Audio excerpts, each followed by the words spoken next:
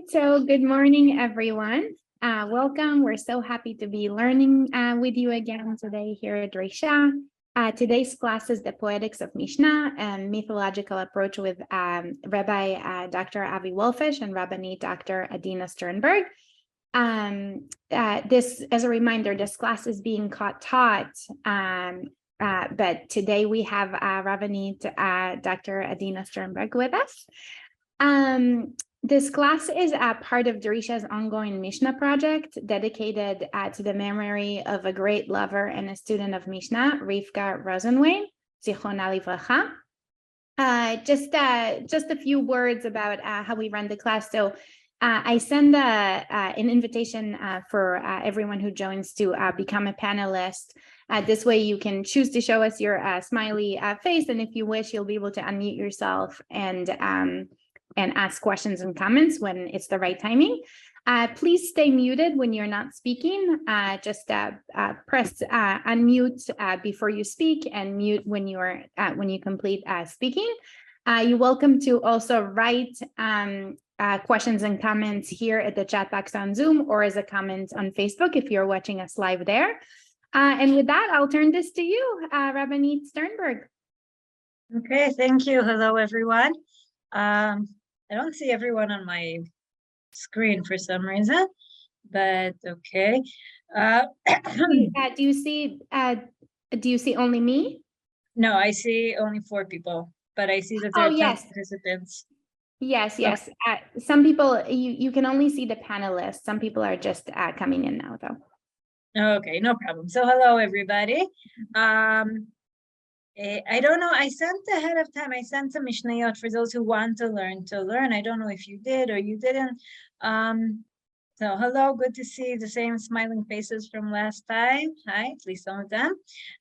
So what we're going to do, we're learning today Mishnah Psachim.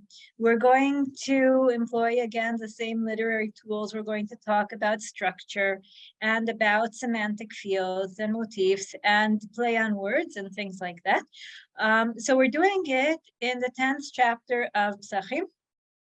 And so first thing I want to do is we'll go through the whole chapter together, make sure we understand it, know what it's talking about, and then we'll discuss it together.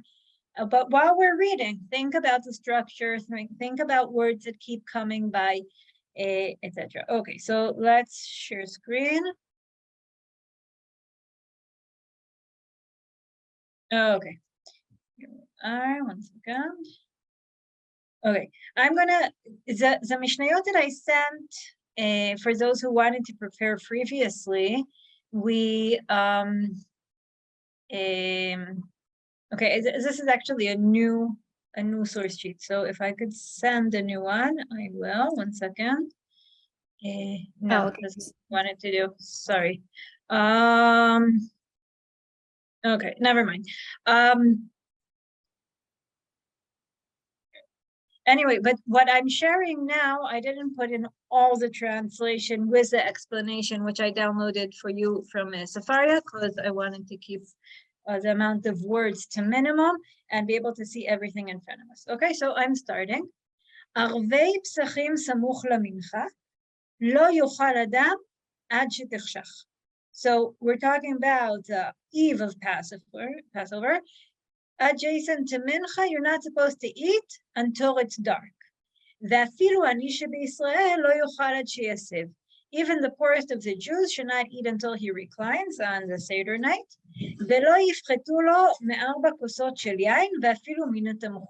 So the distributors of the charity should not give him less than 4 cups of wine, even from the charity plate. Just a little note before we continue, why do we need to emphasize that you're not supposed to eat until it gets dark? Because we want to make sure that we're eating at the night of the Seder, but we also emphasize it about or regarding the poor person. Why do we need to emphasize it regarding the poor person? Feel free to answer. Speak up.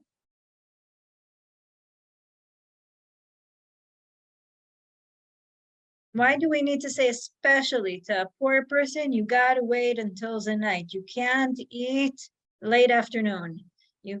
Because they may be hungry and want to eat right away, maybe. Okay, you're right. Because he's poor, he won't be full, he can eat. Also, one might add that being poor not only means that you don't have money for food, lots of times it means you also don't have money for candles.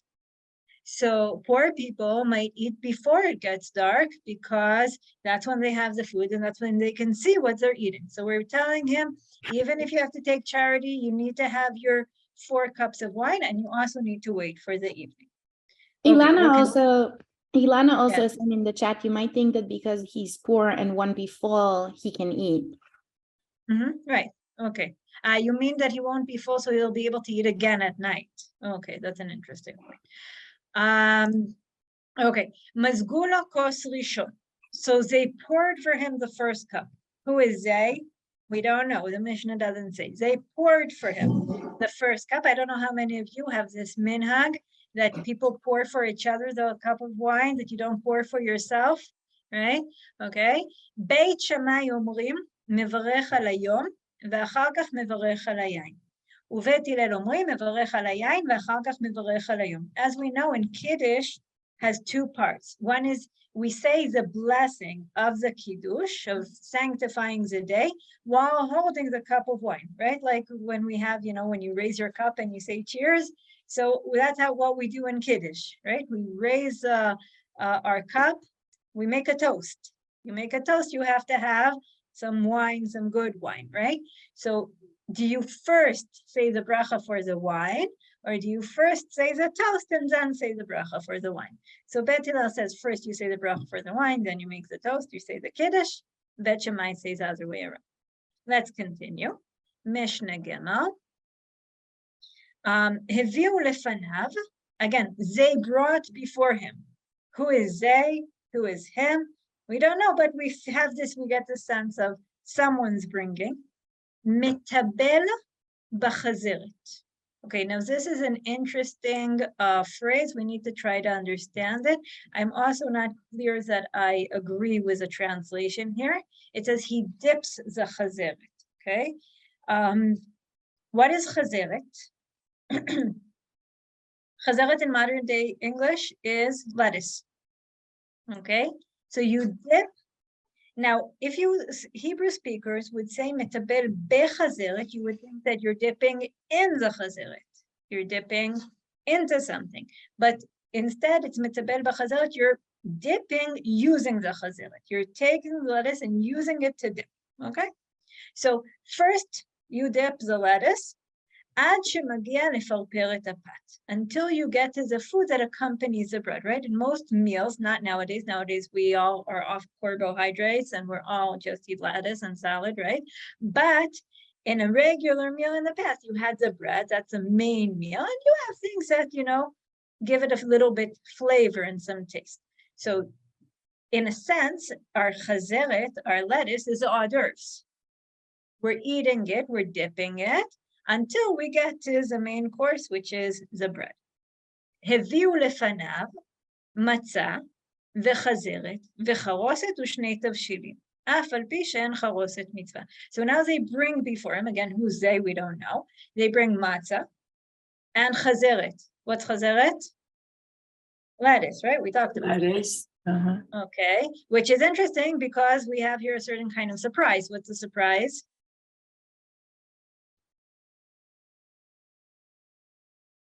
What's surprising here? It's not the charoset. Oh, the 2 cooked dishes? Actually, what surprises me is that they bring out again chazeret. Didn't we already have chazeret? We just ate the chazeret. We just dipped our chazeret. We dipped it, right? But we're bringing it out again. Surprise, surprise, right? Okay, then we have the charoset, and there's a discussion whether charoset is a mitzvah. Rabbi Eliezer, Rabbi Tzadok omer mitzvah. Some people say it's not a mitzvah. And we have 2 tavshilim. There are 2 cooked dishes. Uvamikdash hayu meviim lefanav gufo shel Pesach. Meaning in the times of the temple, they bring out the body of the Pesach lamb, the korban. Right, so that was Mishnah Gimel. Let's continue to Mishnah Dalet. Yeah. Mazgulo kos sheni. So now they're pouring for him his second cup. They, whoever it is. V'chan haben shoel aviv. Now the son asks his father. What does he ask his father? Doesn't say. V'im en dat beben aviv melamdo. If the son doesn't have enough intellect or thought or whatever, then his father will teach him. Ma nishtana halayla hazeh mikol haleilot. How is this night? In which way is this night different than all the other nights? And now this sounds familiar, right? Right? Every night we can eat both chametz and matzah. This night is matzah. The other nights we eat all kinds of vegetables. This night we eat the maror.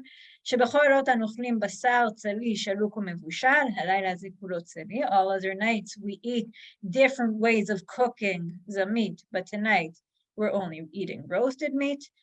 All other nights we dip one time, this night we dip 2 times. By the way, how many questions are there here? How many questions do you see? Actually, there's no question mark here, but how many would you put in?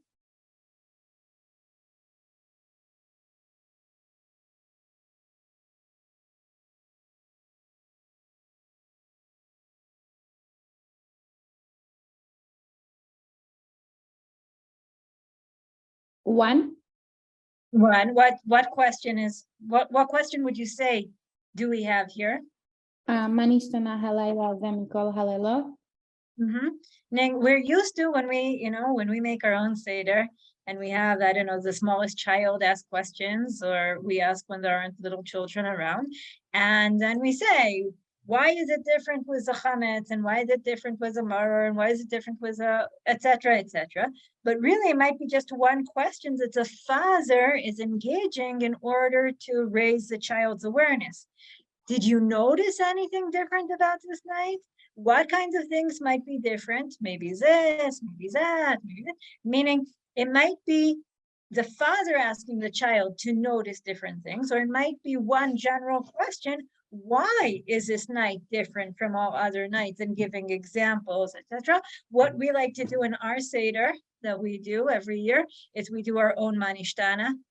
Each person around needs to notice something different and special about this night. Why is this night different? This and that, etc.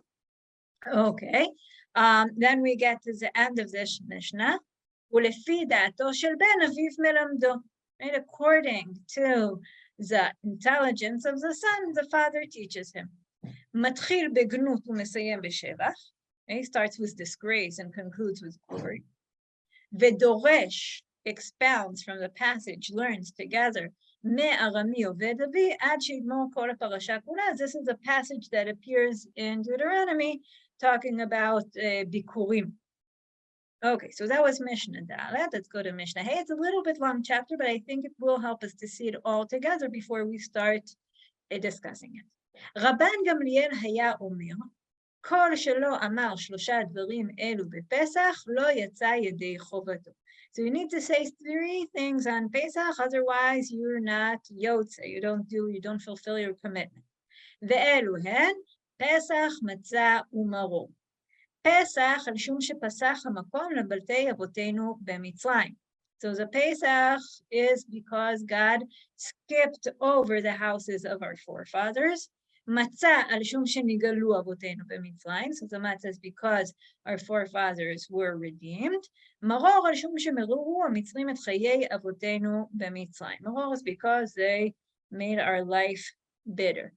What are the 3 things that Rabban Gamliel thinks that everyone must say on this Seder?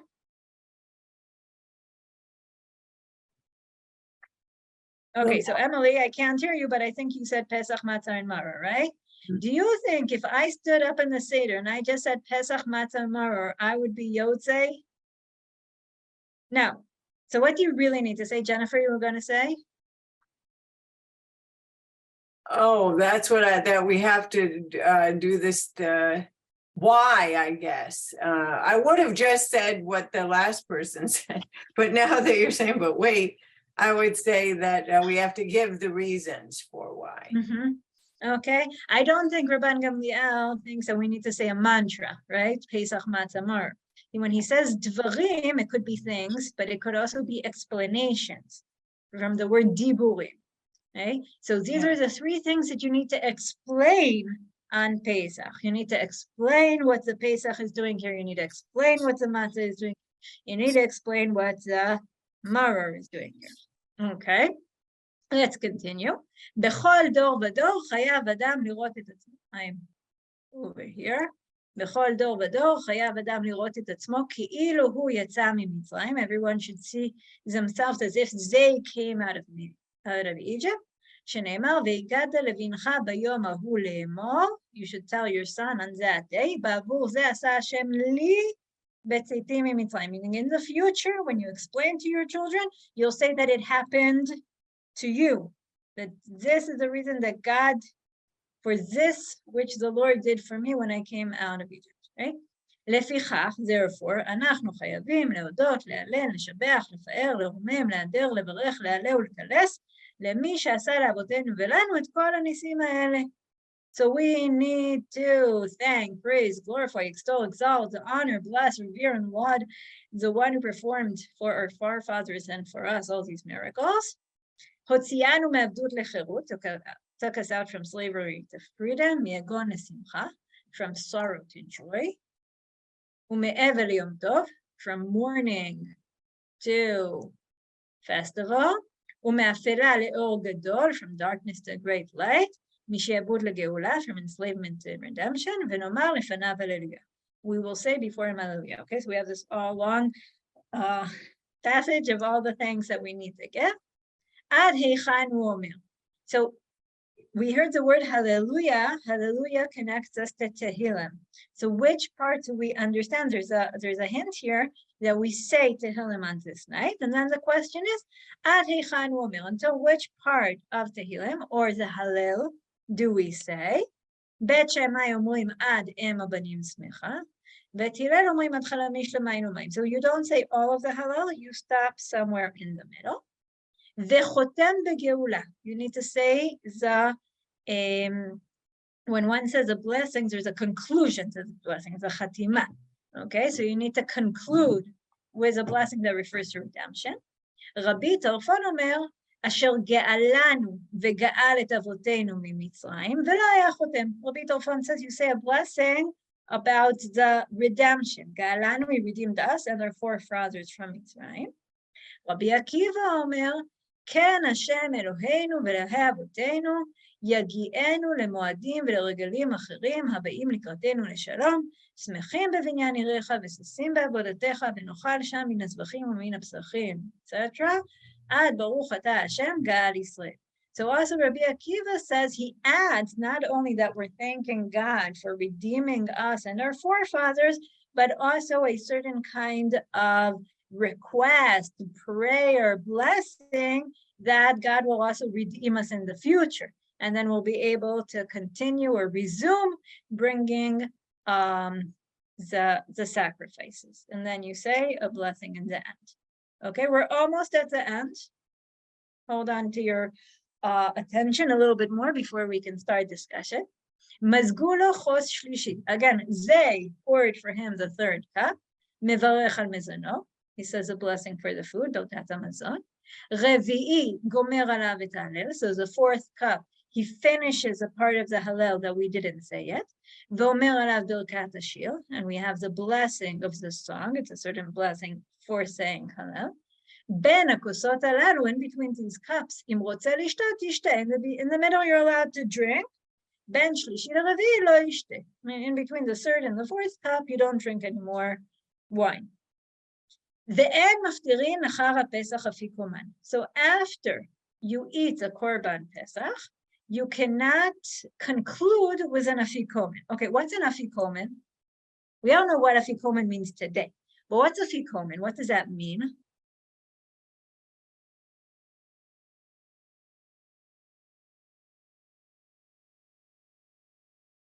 Any idea what an afikomen is? Interesting. It's like not a word that we use ever outside the context of Leila Seder. Afikomen means dessert, okay? Now it can mean dessert in all kinds of different ways. It could either mean after party, meaning after you eat your meal and then you start Seder hopping to go to other people to eat the nightcap, drinks the nightcap. Okay, it could be that. Afikomen could be bringing out all kinds of yummy food. In any case, it's like a code word for some kind of dessert. So you're not allowed to have dessert after you eat Korban Pesach.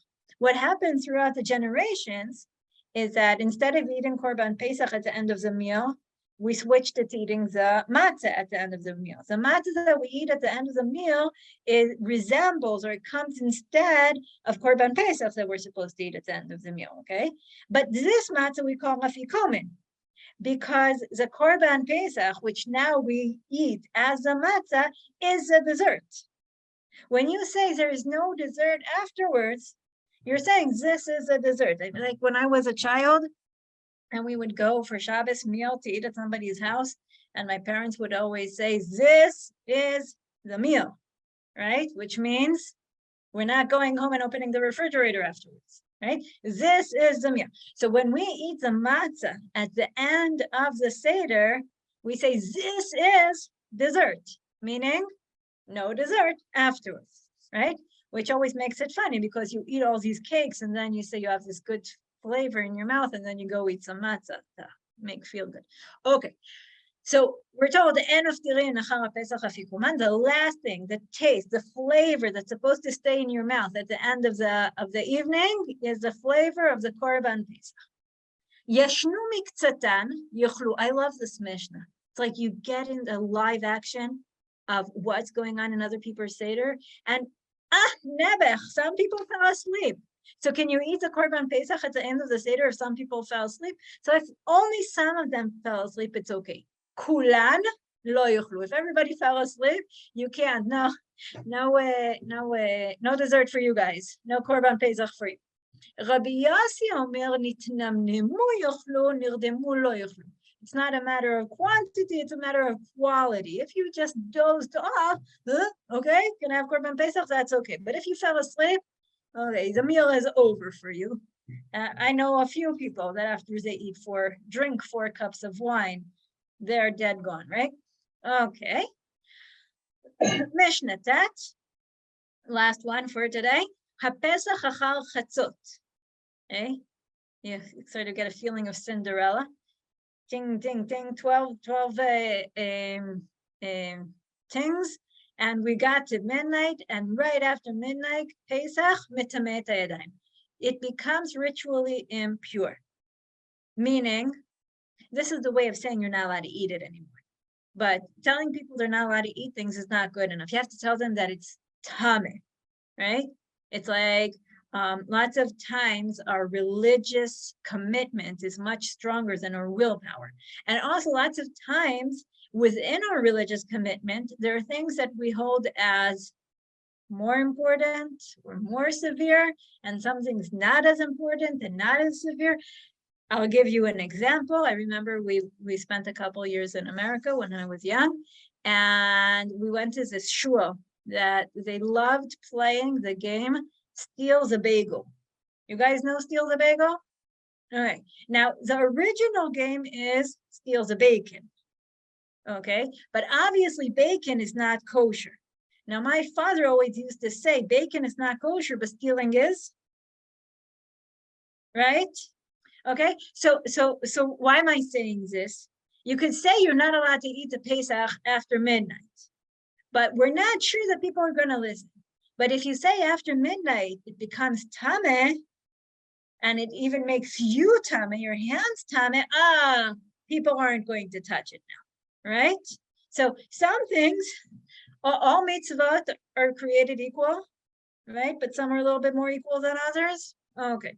So together with the Pesach, that makes your hands ritually impure, pigur and notar, which also are different details that concern korbanot, mitaminat yadayim. They also are problems with the korban that cause your hands to be ritually impure.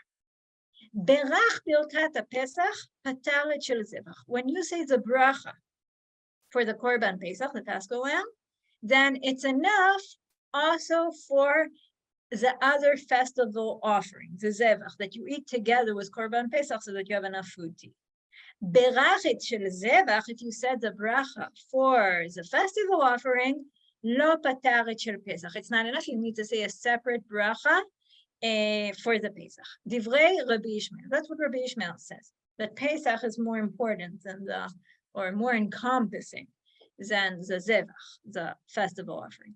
Rabbi Akiva Omer, lo zo poteret zo, velo zo poteret zo. Rabbi Akiva says, one doesn't exempt the other, each one stands on it.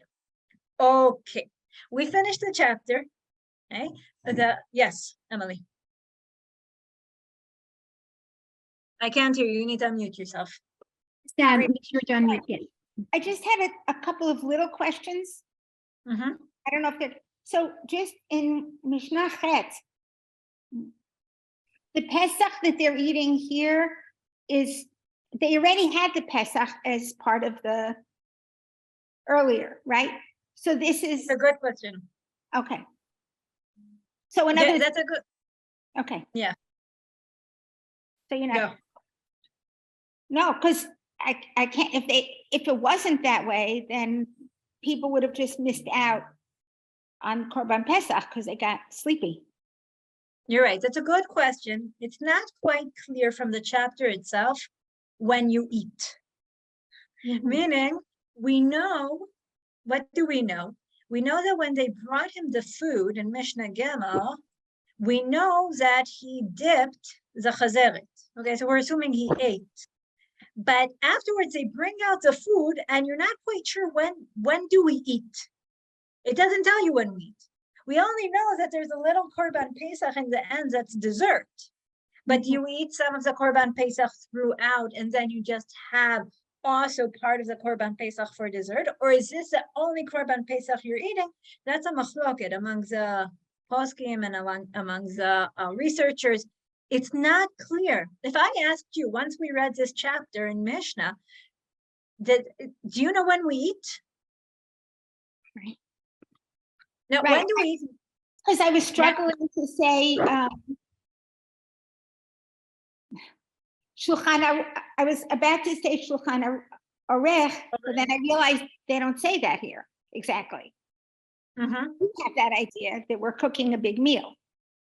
It's unclear. I will say, according to most of the Rishonim, you eat when you finish just like we do nowadays. First you say everything, you get to the Hallel, you say half a Hallel, and then you eat, right? Somewhere in between, one second, in between Mishnah Vav and Mishnah Zayin. Mishnah Vav, you finish saying the Hallel, you say the Bracha, and Mishnah Zayin, you're already benching.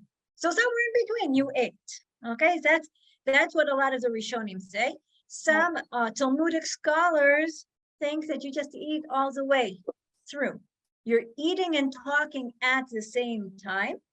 I have a certain proof for that thing, is that if you notice the child, or when we're noticing the differences between every night and tonight, the child is supposed to notice that every night we dip one time, and this night we dip 2 times. How does a child know? He needs to know that we dipped 2 times in order to notice that there's a difference, right? So this might hint that he already ate the chazeret again, together with the rest of the things, meaning that his questions aren't only about what's on the table, but also about the food that they were actually eating, right? If we take out the food, we say, this is what we're eating. And then while we're eating, you're supposed to notice that there's only matzah on the table, or that we already dipped once, why are we dipping again, etc. Okay, so I think that's a certain hint that they already started eating and they were talking while eating. But according to most of the Rishonim, they first talk and talk and talk like we do nowadays, and then they eat.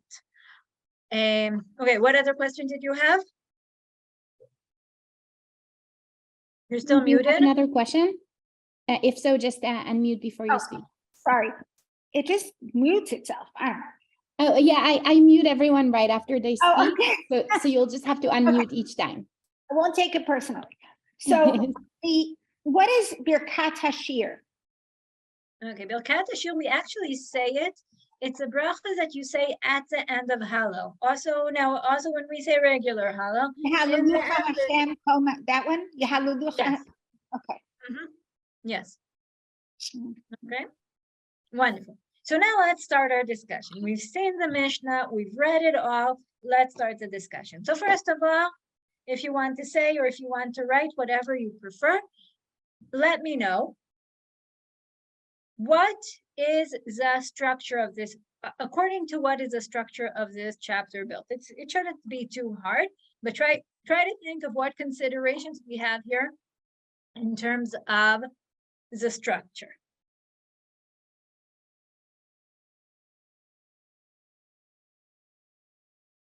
Try to think through what we saw, and A lot of it is timing when you do. Okay, meaning we have a chronological structure here.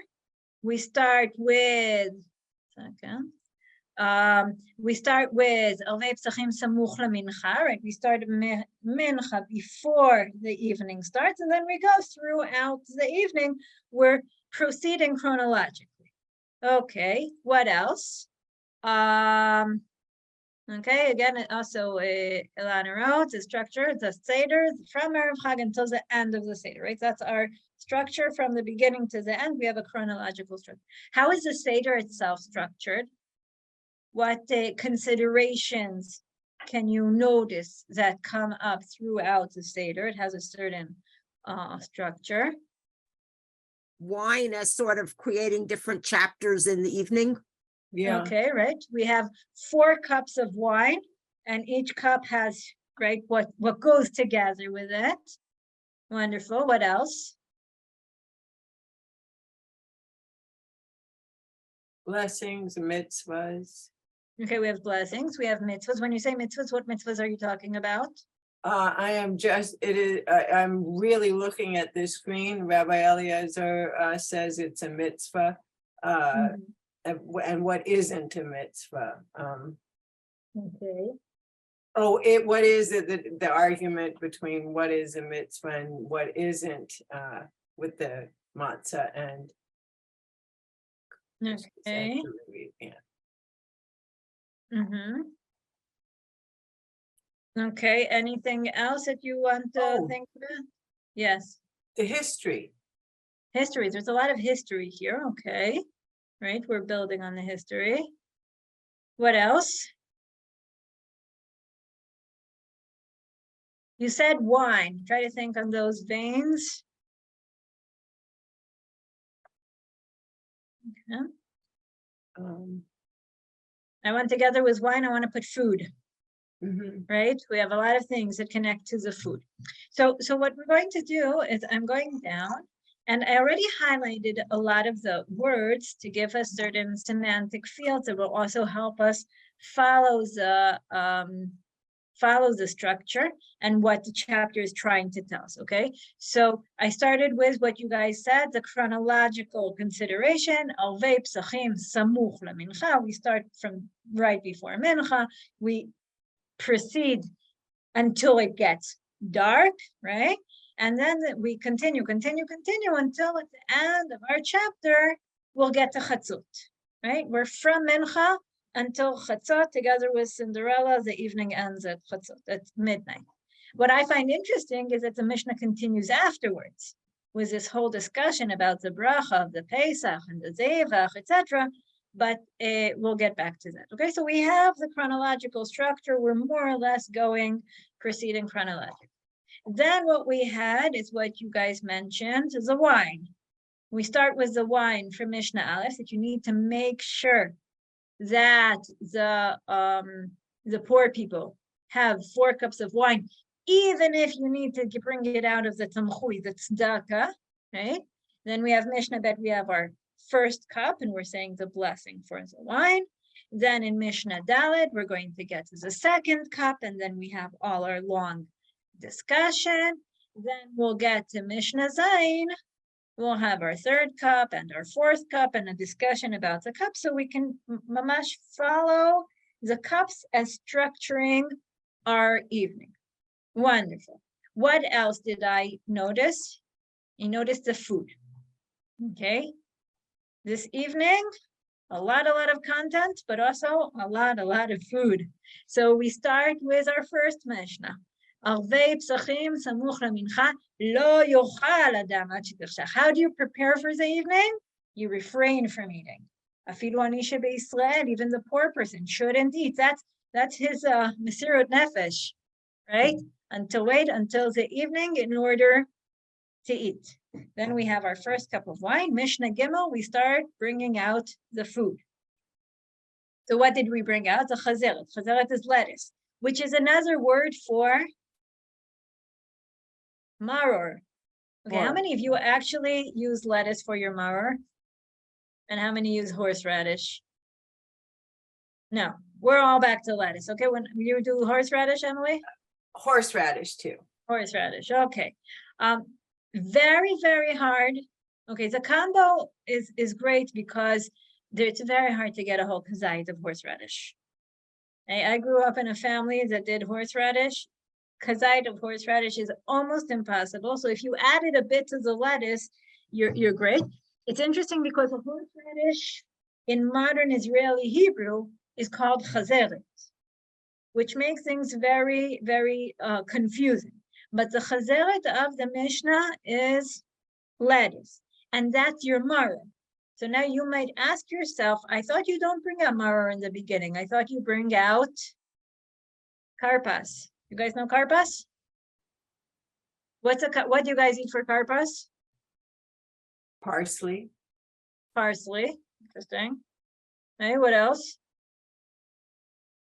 My parents, I grew up with the celery. Okay, some people go with potatoes or raw onion. I've never heard of raw onion. Thank you.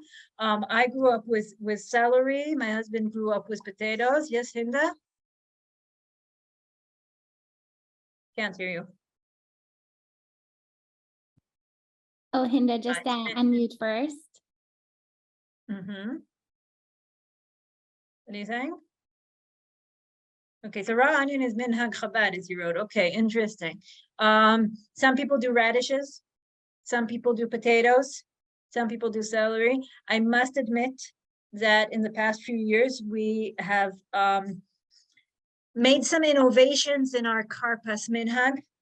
We go for potato chips, French fries and ketchup. Okay, we dip our French fries in ketchup. We've also introduced strawberries in whipped cream. We also go for pineapple and pineapple juice. It really doesn't matter. You're just dipping something, okay, inside something. You're bringing out the hors d'oeuvres, okay? Yes, Emily. I don't know. My children have introduced that too, all sorts of similar things. But we used to have this notion that you weren't allowed to eat too much because they didn't want us to say bracha achrona, maybe, I don't know. Yes, you're absolutely right. You're absolutely right. First of all, it's a machloket. Second of all, okay, so the Rambam says that you can eat and it's okay. But you're right, I also grew up with that notion. And besides, you can eat a bit, if you have, we have the karpas on the table throughout the whole magid, and you eat half a strawberry every once in a while and you're okay. And like for the kids, like you're doing shiurim. Exactly. And for the small kids, we feel that it's okay if they're not too hungry and they actually can listen to what's going on. But you're right that it's not acceptable in every place, and it is a machloket that we have made our stand on, but not everybody would agree. Any case, but what I want us to notice, yes, Jennifer. Oh, just quick question. Do they ever explain, and feel free to ignore the question if it's off track, why Rabbi Tzadok differs from Rabbi Eliezer on that eating the haroset is a mitzvah versus isn't. Oh, and does that mean everything else is, or? Everything else more or less is. Shnei tavshilim, you can, the two dishes you can think about. I think charoset because it reminds us of the mortar that they used in order to build. So if it's a memory, or because it helps take out the bitterness of the either the bitterness or the Yeah, worms out of Yeah. the lettuce. So there are different reasons why it might be or might not be. There's a whole big discussion. Don't worry. Okay. Anything you can Thanks. ask, they'll ask. But really, we won't go into that now. But what I want us to notice is that the Mishnah, according to the Mishnah, there isn't a karpas. You bring out the lettuce, which is actually the maror, which is why we bring it out again later. Meaning, in the original, I don't know, original is not a good word, but in the Seder that the Mishnah is telling us about, they brought out the maror two times. Later in the Gemara, they start saying, wait, but if we say the bracha for the maror in the beginning, we won't be able to say the bracha for the maror later on. Let's bring out something else. Okay, so halachically, they got too mixed up, so they said, oh, better to bring out something else before. But it's important to keep in our mind that in the beginning, you brought out the lettuce once, as hors d'oeuvres, you bring out the vegetables, and then when they brought out the main course, what was surprising is that they brought out the vegetables again, right? Okay, so then you eat the vegetables as hors d'oeuvres until you get to the main course. And what does the main course include? So we have the matzah, we have the lettuce again, charoset, which we can discuss, shnei tavshilim, which we'll put on the side right now, has to do also with the festival offering that we saw previously, and we have gufo shel Pesach, we have the Paschal lamb. So really what we're bringing out to eat are the main motifs of the evening, and we'll see these motifs coming by again, right? Because our questions that I highlighted here also have to do with these motifs, right? We're asking about the chametz and matzah, right? We're asking about the matzah. We're asking about the maror. We're asking about the meat, and we're asking about the dipping. Now, I want to show you something interesting. Okay, I did not send this to you before. I'll just show it to you on the screen. When one learns Mishnah, we learn Mishnah from what we call the printed text, right? But we have textual variants of manuscripts that have been found from 800 years ago. And I want to show you the manuscript, one of them, there are two that are pretty similar, but I took the one that's better for my purposes, with these questions, okay? So I'm going all the way to the end. We have, here's a manuscript, okay? You can see how it's written and handwritten, it's very pretty. Okay. So here's our Mishnah Dalet. Mazgulo kos sheni. V'chen haben shoel. You can see that it's a little bit different in terms of the wording. Im ein dat b'ben aviv melamdo. Ma nishtana halayla ze mikol haleilut. Right? So the father teaches the son to pay attention to the differences. Now, if you can hold out your fingers and try to count how many questions we have. Shebechol haleilot anu metablim pam achat. Okay, question number one. שבכל הלילות אנו אוכלים חמץ ומצה, והלילה הזה כולו מצה. Ask question number two. שבכל הלילות אנו אוכלים בשר צלי שלוק ומבושל, הלילה הזה כולו צלי. Ask question number three. לפי דעתו של הבן אביו מלמדו. How many questions did we have? Okay, I'll send you later the source sheet. Okay, how many questions do we have here? 3. Why do we have only 3 questions? Which question don't we have? Let's see, test your memory. Which questions don't we have? Did we not have the recline one or? We don't have the reclining one, which, by the way, in the Mishnah, we don't have at all. Oh, okay. The reclining one, we use nowadays, but it's not in the Mishnah, not even in the printed text that we saw before. Well, I'll show you that in a second. But we which do other- we have a mention of reclining. In We Mishnah. have the mention of reclining. You're right in Mishnah Aleph that the poor person shouldn't eat until he reclines, but we don't have it as a question, right? We have here only 3 questions. One about the matzah, one about the Pesach, and one about the dipping, which is a little bit surprising. But which one are we missing? Let's go back to the Mishnah. Bitter herbs or? No. The bitter herbs. Okay? So first of all, let's notice there's 3 questions, which is actually pretty logical. Why is it logical that we have 3 questions?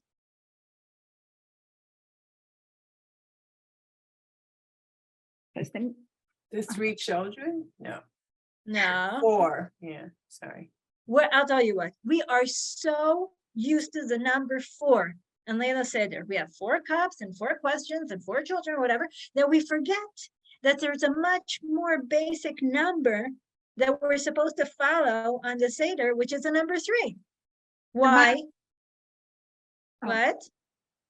I was saying the But- matzah, there are 3 matzot, but maybe You're Oh, right, we have 3 matzot, but we have 3 foods. Pesach, Pesach, matzah, maror. matzah, and more. We have 3 foods put on exhibit that we eat, right? The Pesach, the matzah, and the maror. And actually, the 3 questions are supposed to be about these 3 foods.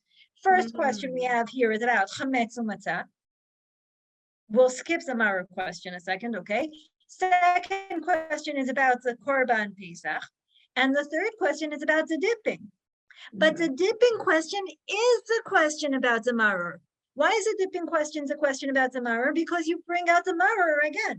When you ate the hors d'oeuvres and you brought out lettuce and you dipped the lettuce in a little bit water with salt, that's what you do in every meal. You have the hors d'oeuvres, you bring out the vegetables, you eat some vegetables, and then you take away the vegetables and you bring out the real food.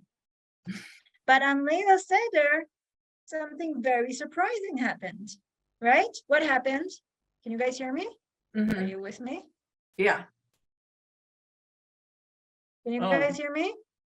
I Yeah, hear okay. ya. So, okay, you guys just froze up for me. So what happens is on the Seder, we bring out the vegetables again. Okay, imagine the horror of the children where they see that they thought they finished with the vegetables and now it's back again. Okay, so they're like, what? We already ate vegetables. We already did the dipping. Why are we dipping again? Okay, so the question about the dipping is a question about the vegetables, and it's much more logical than the question of שבכל הלילות אנו אוכלים שאר ירקות, הלילה זה מרור. Because if you're eating karpas, you're also eating vegetables tonight. What's the question? So really, this isn't the real question. It's not in the original questionnaire that we had in the Mishnah, right? Okay. It's not in the original questions because it's not surprising to have vegetables. That's not what's surprising. The surprising part is that they brought out the vegetables in the main course, right? Wait till they find out that there is no dessert. Okay, but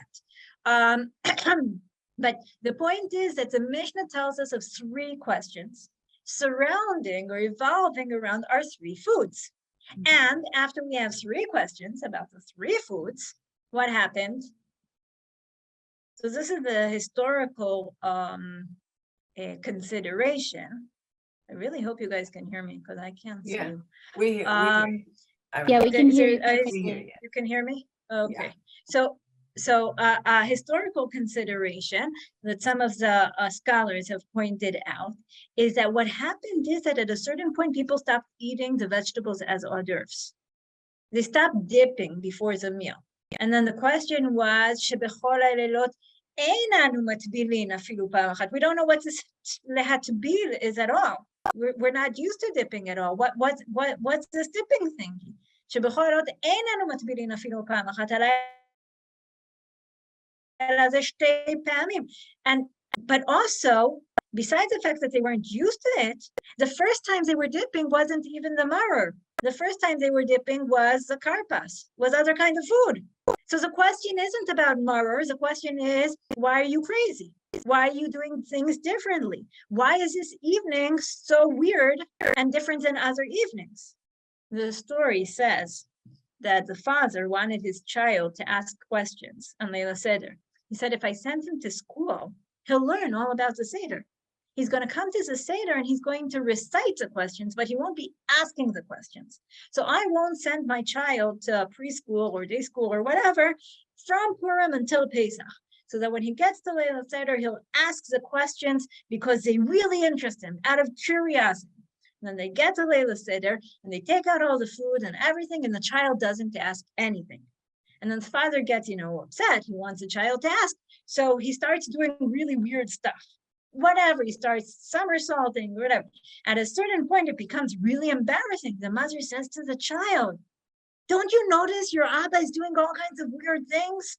And the child looks at his Ima and says, but Ima, he's been weird since Purim. Right? Okay, but the point of this story is that we've gotten used to the idea that the questions that we ask is because we're acting weird, that we're doing things differently. But really, the original questions were about the main part of the Seder. Notice we have special food. We're eating, again, the vegetables. We're eating special kind of meat, and we're eating special kind of bread. And after we have these, we notice these three special foods, we can answer them. But what happened? At a certain point, we didn't understand the dipping question. So we added the question about the maror. We needed a special question about the maror. So then we had 4 questions, and 4 worked out beautifully with the 4 cups and with the 4 children, whatever. So then we got fixed on the 4. But then what happened? We don't eat roasted meat anymore. So if we don't eat roasted meat anymore, we can't ask a question about the roasted meat. We can't ask a question about the Pesach, the Korban, because we don't eat roasted meat. Some people do eat roasted meat, some people don't. But we don't have a Korban Pesach anymore. But we still want 4 questions. So we took out the question about the basar tsari sharuku mevushar, and we put in this question about something else that we act weirdly, which is the reclining, which is also weird, right? By the way, for the people of the Mishnah, it wasn't that weird because that's how they ate, or that's how they ate on a festival events. But it wasn't a weird thing totally, which it is weird for us that we start, reclining when it isn't really, when we're not on the couches and we're sitting next to the table, or we move to the couches or whatever. Okay, so after we have these 3 foods and we have the 3 questions, we have the 3 answers, right? Why do we eat the Pesach? Why do we eat the matzah? And why do we eat the maror? I want you to notice something interesting, okay? We eat the Pesach because God Pesach. Pesach means 2 things. It can either be to skip over. God skipped over our houses. And it also can be to have mercy over. And God had mercy over our houses. Right? So that's Pesach al shum shepasach. Maror is al shum shemireru, because they made our lives bitter. So we're eating something bitter. Why do we eat the matzah? Any answer? Why do we eat the matzah? Well, originally the whole thing about they didn't have time to wait for the bread to rise, but others don't like that interpretation, and they have more of a redemption from Egypt rather than the suffering. Mm-hmm. Well, I'll tell you why I don't like the reason. I don't like the reason because they were commanded even before they went out of Egypt. Yeah, it was the original Seder. It was right. It was part already of the original Seder. So if it's part of the original Seder, how can you say that it's because we left Egypt or because of the redemption? So what I would like to suggest is that we notice there's a play on words on the Pesach, and we notice there's a play on words on the maror. Pesach al shum shepasach, maror al shum shemireru. So matzah al shum she. What play on words can we have here? Motzeh. Motzeh or motzi. We even do the play on words, motzi matzah, right? I would say matzah al shum sheyatz'u, right? Matzah, because they were coming out of Egypt. And then you can say that the Pesach matzah and maror, besides being the 3 foods that we have, that we ask the questions about and we give the answers, they also summarize up nicely the whole idea of the Seder, because we get 3 sentences where we can more or less tell the whole story, and the whole story is divided up into past, present, and future. We had a bitter past. we have a miraculous present of if we're reenacting the night of leaving Egypt. So we have now the miracles that come together with the Korban Pesach. That's our miraculous present. And we're looking forward towards the future of leaving the unleavened, leaving bread. Okay, we're leaving Egypt. The matzah resembles the wonderful future. So we have the past, the present, and the future. That's one of the things I do with my children every once in a while, because we try to, mix and match and do different things every year. But every few years, I make this whole big board where we have the maror, the Pesach, and the matzah, the past, the present, and the future. And every part of the Agada that we get to, we say, what does this connect to? Does this describe the bad past? Does this describe the miracles of leaving Egypt, or does this describe the redemption and the future that happens afterwards? So it also helps us organize the information in our mind. So we have the exhibit of the food, we eat the food, right? You are what you eat. We explain the food, and we also make it, with a play on words. We give everything in a very nice and concise message, right? So that's the food that we have. We have also a lot of mentioning of the father and the son, right? Ben Shoel, Yimendad Ben Aviv Milamdo. We remind about our forefathers. Even the I like this. I just noticed this time I learned it, that the Halal Beit Shammai we say until Em Habanim Smicha. So here we also mention the mothers, right? Okay.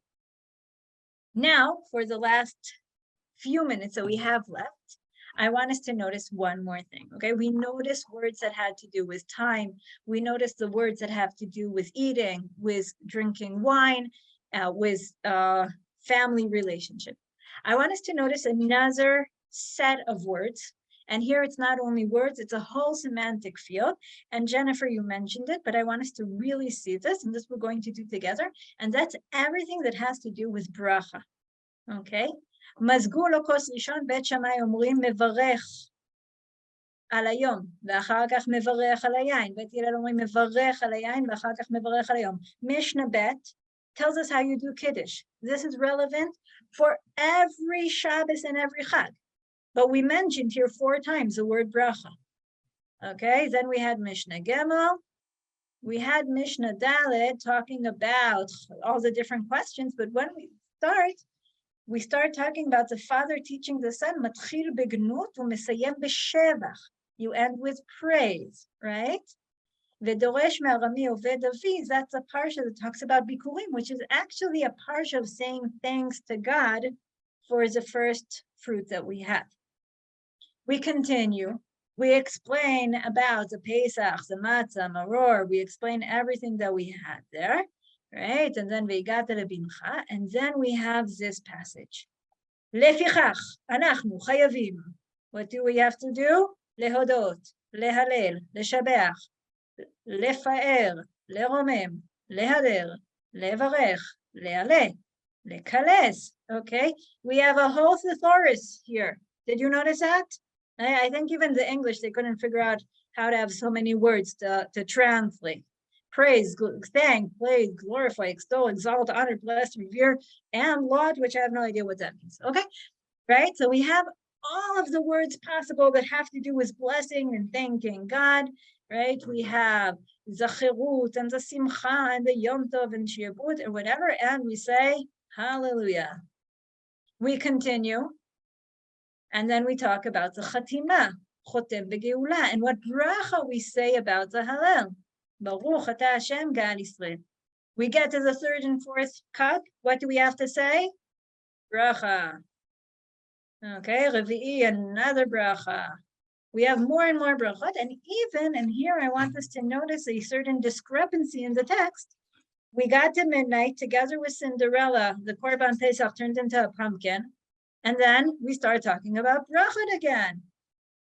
The bracha of the Pesach and the bracha of the Zevach. Right? Why did we put that at the end? You should talk about the bracha when you're eating Korban Pesach, right? Because the Mishnah wants to end with a bracha. This is another theme going out throughout the chapter. Bracha, bracha, bracha, bracha, bracha. Why do we have 4 cups? because we need to toast God 4 times, not because we want to drink wine so much. We do, but it's not because of that, because we need to raise a toast. We have 4 toasts that we need to raise. And in between raising these 4 toasts, we have, again, the whole possible semantic field of saying thank you to God. So if we summarize what we have a chapter built chronologically. It evolves around the 4 cups. It centers around the 3 foods. But what it's trying to tell us is that all of these are either a way to say a bracha or a reason to say the bracha. The wine is a way to say the bracha, and the 3 foods that we eat, which tell us the story of Yetziat Mitzrayim, are the reason for us to say the bracha. And that way, through the words, when we look for them and we look to see how they come by, we find out what's the message of the chapter. And what this chapter is trying to tell us. We're not just proceeding in time, but we're going through a process that will enable us to understand what the message of the evening is. That's it for today. Evie, would you That like was to say? brilliant. Thank you. Can I ask? Okay. a question? Very much. Yeah, if you have any questions, I'm here. Could I ask a quick question? Mhm. I'm just a little confused over this, such a technical detail. There seems to be, I don't get the difference between, I know hatzeret is the lettuce, but then you have the bitter maror. There's a lot, I'm just a little confused. The What's lettuce the is a actual maror. bitter one? Oh, then why does it use both terms, the hatzeret and maror? Chazeret is how I'm doing it. I'm using the chazeret. In the first chapters of the Masechet, they give 5 different herbs that you can use for the maror. So this is the one that was pretty common. Okay. It was the one that was common, that what people use, but it's not the technical name of maror, which Oh, is I what see. it says. And the haroset is not good for a blessing, that one of the rabbis says, because it reminds us of the slavery, the mortar. And it's not necessarily what the Torah told us to do. It accompanies, but it's not the focal point. Oh, thank you. No problem. Okay, any more questions? All right, so thank you so much, Rabbanit Sternberg, and thank you so much everyone who joined us today, not only here on Zoom, but also on Facebook if you're watching us live. We really appreciate you being part of our learning community here at Risha. We do have dozens of classes scheduled during this month, and we hope to see you throughout the week as we delve into a variety of topics and work on our skills. Just to note that our Yiddish translation workshop with Mr. Daniel Kraft starts at 7:30 p.m. Eastern tonight. There's still time to request financial aid and register. You can learn more at drisha.org. Thank you so much, everyone, and lehitraot.